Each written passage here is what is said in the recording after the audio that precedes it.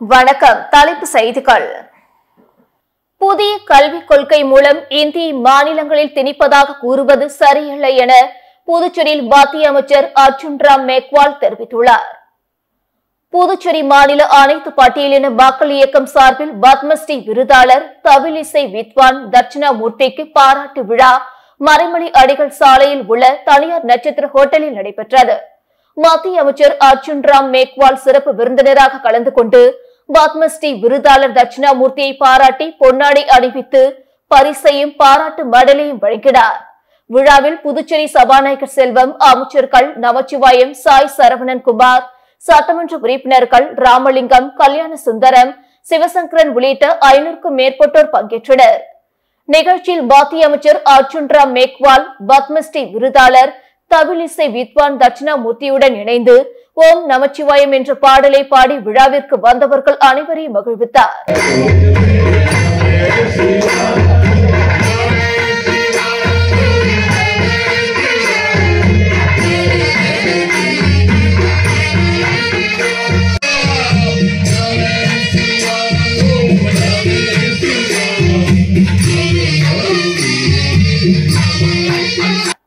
அப்பொழுது மத்திய அமைச்சரின் பாடலை கேட்டு அரங்கத்தில் இருந்து அனைவரும் கைத்தட்டி அவருடன் சேர்ந்து பாடலை பாடினார்கள்.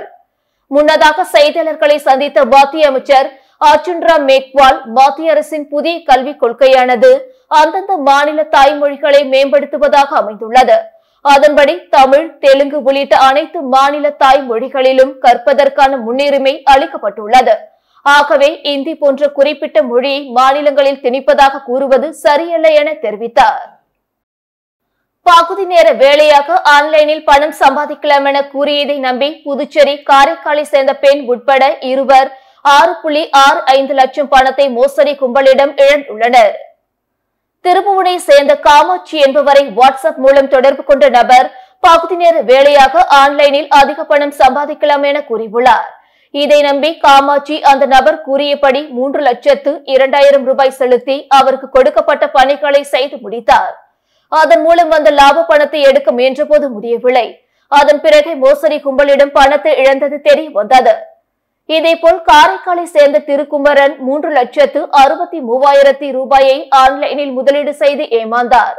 உழவர்கரை அன்பரசு 1,35,000, லாஸ்பேட்டை தினகரன் 89,800, கரையாம்பத்தூர் சூர்யா 19,000, கருவடிக்குப்பம் ராஜாராம் 3,850, மரப்பாலம் மேஷாக் 44,800 ரூபாய், குயவர்பாளையம் சங்கர் 46,116 ரூபாய், தட்டாஞ்சாவடி தென்னரசு 63,000, புதுச்சேரி ராஜா 5,600, காரைக்கால் நாகார்ஜுன் 23,500 என மொத்தம் 11 பேர் மோசடி கும்பலிடம் 10,95,550 ரூபாயை ஏமாந்தனர்.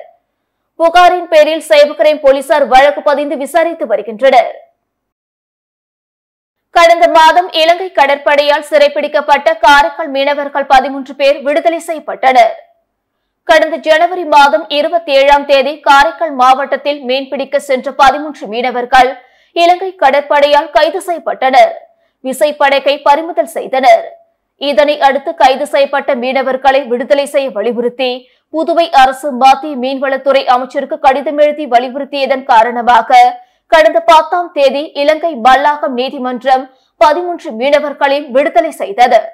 மேலும் யாழ்ப்பாணம் மருத்துவமனையில் சிகிச்சை பெற்று வந்த செந்தமிழன் மற்றும் 12 மீனவர்களும் நேற்று யாழ்ப்பாணத்திலிருந்து புறப்பட்டு இன்று நள்ளிரவு கொழும்பிற்கு வந்து சேர உள்ளனர். இவர்கள் அனைவரையும் இந்தியாவிற்கு வருவதற்கான ஏற்பாடுகளை இலங்கையில் உள்ள இந்திய தூதரகம் செய்து வருகிறது.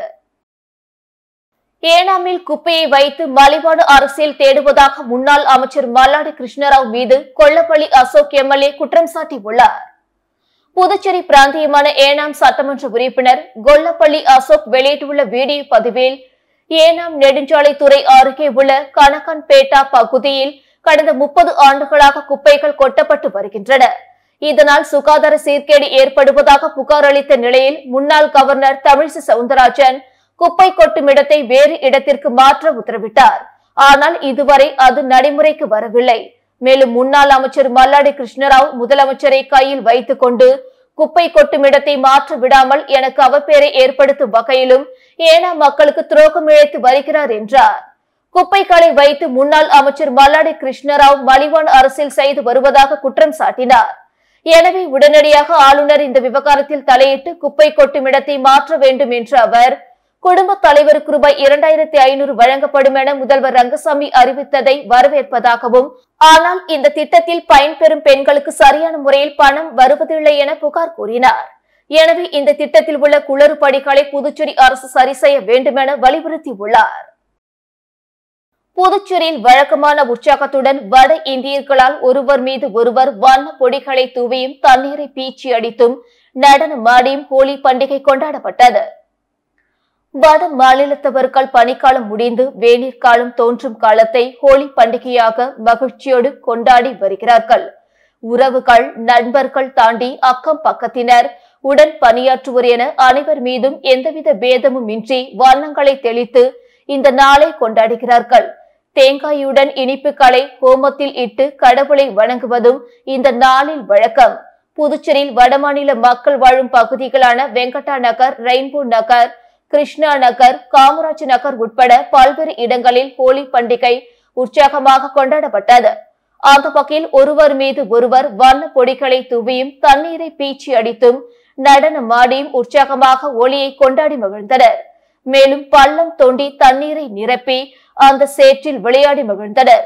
மேலும் பிரபலமான பாடல்களை பாடவிட்டு நடனமாடினர். மேலும் ஜிப்மர் மருத்துவக் கல்லூரி வளாகம், மத்திய பல்கலைக்கழகம் ஆகியவற்றில் வடமாநில மாணவ மாணவிகள் ஹோலி பண்டிகையை உற்சாகமாக கொண்டாடினர்.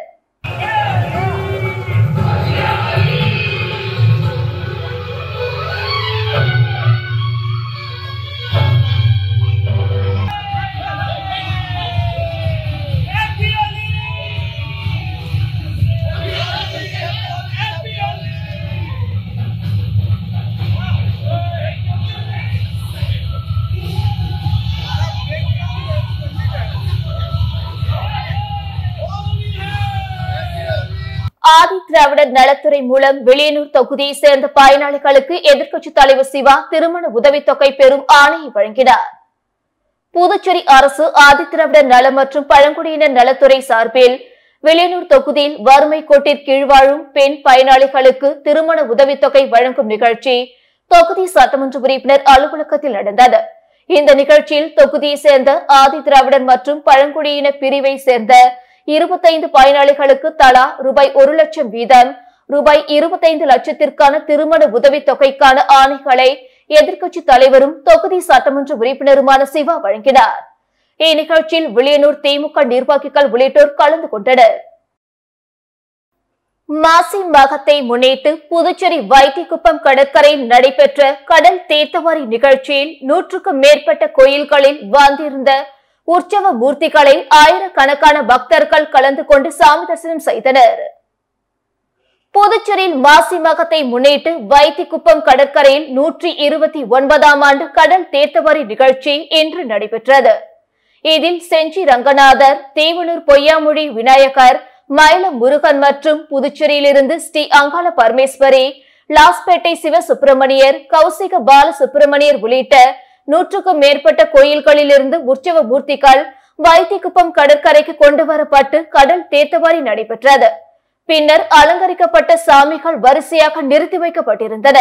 இதில் புதுச்சேரி மட்டுமல்லாது அண்டை மாவட்டங்களான விழுப்புரம், கடலூர் ஆகிய பகுதிகளில் இருந்து வந்திருந்த ஆயிரக்கணக்கான பக்தர்கள் கலந்து கொண்டு சாமி தரிசனம் செய்தனர்.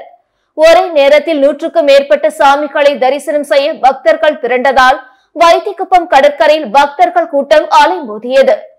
மாசி மகம் திருவிழாவில் பங்கேற்க பல்வேறு பகுதிகளில் இருந்து பக்தர்கள் வந்ததால் நகர பகுதியில் போக்குவரத்து நெரிசல் ஏற்பட்டது.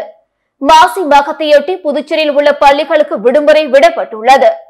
மேலும் நகை திருட்டு மற்றும் அசம்பாவித சம்பவங்கள் ஏற்படாமல் இருக்க 20க்கும் மேற்பட்ட சிசிடிவி கேமரா மூலமும் பறக்கும் கேமரா மற்றும் 3 உயர் போலீஸ் கோபுரங்கள் அமைக்கப்பட்டு போலீஸ் தொடர்ந்து கண்காணித்தனர்.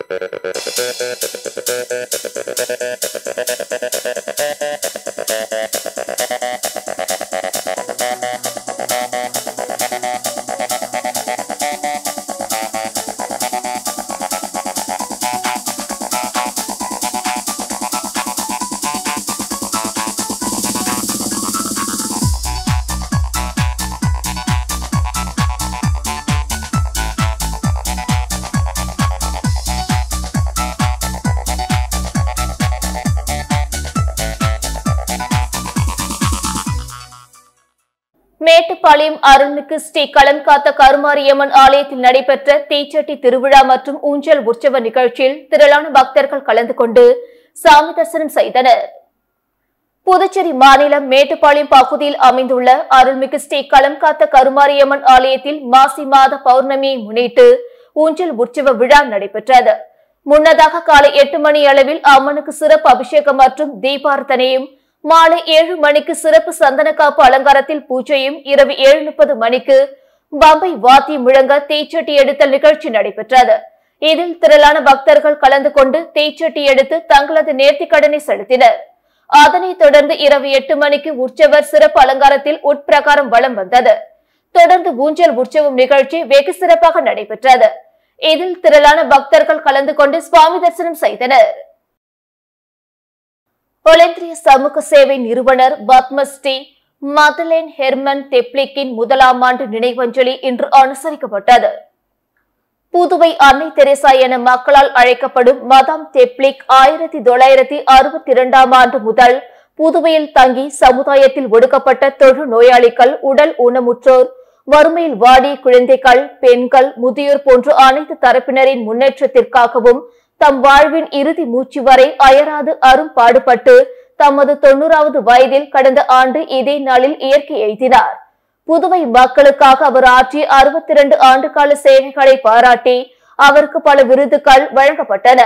அவற்றுள் ஒலிந்திரிய நிறுவனத்திற்கு புதுவை அரசின் சிறந்த சமூக சேவை நிறுவனத்திற்கான விருதும், மதாம் தெப்ளிக் அவர்களுக்கு வாழ்நாள் சாதனையாளர் விருது, இந்திய அரசின் பத்மஸ்ரீ விருது, பிரான்ஸ் அரசின் செவாலியர் விருது, பெல்ஜியம் நாட்டின் உயரிய அரசு விருது முக்கியமானவைகள் ஆகும். மதாம் தெப்ளிக் நினைவு நாள் உப்பளத்தில் உள்ள ஒலிந்திரிய மையத்தில் உதவி பெறும் குழந்தைகள், மாணவ மாணவிகள், பெற்றோர்கள், முதியோர்கள் மற்றும் அனைத்து பணியாளர்கள் சார்பாக அனுசரிக்கப்பட்டது. மதாமிற்கு மரியாதை செலுத்தும் விதமாக 90 நபர்கள் இரத்த தானம் வழங்கினர். புதுவைக்கான பிரெஞ்சு கவுன்சில் ஜெனரல் மதாம் தெப்ளிக் நினைவு சின்னத்தை திறந்து வைத்து நினைவு மலரையும் வெளியிட்டார். நிகழ்ச்சியில் ஒலிந்திரிய நிறுவனத்தின் இயக்குநர் செந்தில் குமரன், துணை இயக்குநர் சாந்தி, மதாம் தெப்ளிக்கின் கணவர் அர்னாட் தெப்ளிக், அவரது மகன்கள் மற்றும் ஒலிந்திரியா பணியாளர்கள் கலந்து கொண்டனர். புதுச்சேரியில் உள்ள காவல் நிலையங்களில் நாளை மக்கள் மன்றம் நடைபெற உள்ளதாக காவல்துறை தலைமையகம் அறிவித்துள்ளது. புதுச்சேரி மாநிலத்தில் உள்ள காவல் மற்றும் சைபர் காவல் நிலையத்தில் நாளை காலை 11 மணி முதல் 1 மணி வரை மக்கள் மன்றம் நிகழ்ச்சி நடக்கிறது. அதன்படி மேட்டுப்பாளையம் காவல் நிலையத்தில் நடக்கும் நிகழ்ச்சியில் டிஐஜி சத்ய சுந்தரம் தலைமை தாங்கி பொதுமக்களிடம் குறைகளை கேட்க உள்ளார். இதேபோல் முத்தியால்பேட்டை, மங்களம், தவளக்குப்பம் போலீஸ் காவல் நிலையங்களில் மக்கள் மன்றம் நிகழ்ச்சி நடக்கிறது. மேலும் புதுச்சேரி சைபர் கிரைம் காவல் நிலையத்திலும் மக்கள் மன்றம் நாளை நடக்கிறது. இதில் பொதுமக்கள் கலந்து கொண்டு போலீஸ், சைபர் கிரைம் சம்பந்தமான குறைகள் மற்றும் ஆலோசனைகளை கூறலாம் என தெரிவிக்கப்பட்டுள்ளது.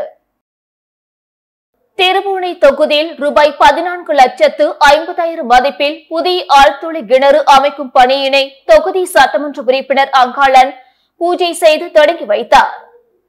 திருபுவனை சட்டமன்ற தொகுதிக்குட்பட்ட வாதகடிப்பட்டு பாளையம் மற்றும் திருபுவனை பாளையம் கிராமங்களில் தற்பொழுது நிலவி வரும் குடிநீர் பற்றாக்குறையை போக்க அய்யனார் கோவில் அருகில் பொதுப்பணித்துறை மூலம் சுமார் ரூபாய் 14,50,000 திட்ட மதிப்பீட்டில் புதிய ஆழ்துளை கிணறு அமைத்தல் மற்றும் அதனை சார்ந்த பணிகளுக்கான பூமி பூஜை நடைபெற்றது. இந்நிகழ்ச்சியில் திருபுவனை தொகுதியின் சட்டமன்ற உறுப்பினர் அங்காளன் கலந்து கொண்டு விழாவிற்கு தலைமை தாங்கி பூமி பூஜை செய்து பணியினை தொடங்கி வைத்தார். இந்நிகழ்ச்சியில் பொதுப்பணித்துறை அதிகாரிகள் மற்றும் ஊர் பொதுமக்கள், சட்டமன்ற உறுப்பினரின் ஆதரவாளர்கள் உட்பட பொதுமக்கள் ஏராளமானோர் கலந்து கொண்டு சிறப்பித்தனர். இத்திட்டத்தின் மூலம் வாதகடிப்பட்டு பாளையம் மற்றும் திருபுவனைப்பாளையம் கிராமத்தில் உள்ள சுமார் 7,000 நபர்கள் பயன்பெறுவார்கள் என்பது குறிப்பிடத்தக்கது. புதுச்சேரி பல்கலைக்கழக மாணவர்கள் இலவச பேருந்து சேவையை துவங்க வலியுறுத்தி ஆர்ப்பாட்டத்தில் ஈடுபட்டதால் பரபரப்பு ஏற்பட்டது. புதுச்சேரி மத்திய பல்கலைக்கழகத்திற்கு 5 வழித்தடங்களில் 11 பேருந்துகள் இலவசமாக இயக்கப்பட்டு வந்தது. இதனால் கிராமப்புற ஏழை எளிய மாணவர்கள் பயனடைந்தனர். இந்நிலையில் புதுச்சேரி பல்கலைக்கழக நிர்வாகம் புதுச்சேரி மாணவர்களுக்கு இயக்கி வந்த பேருந்து சேவை கட்டணம் வசூலிக்கப்படும் என கடந்த 2019 அறிவித்தது. அப்பொழுது மாணவர்களின் தொடர் போராட்டத்தின் காரணமாக அறிவிப்பை திரும்ப பெற்றது. கொரோனாவால் கல்வி நிலையங்கள் மூடப்பட்டது.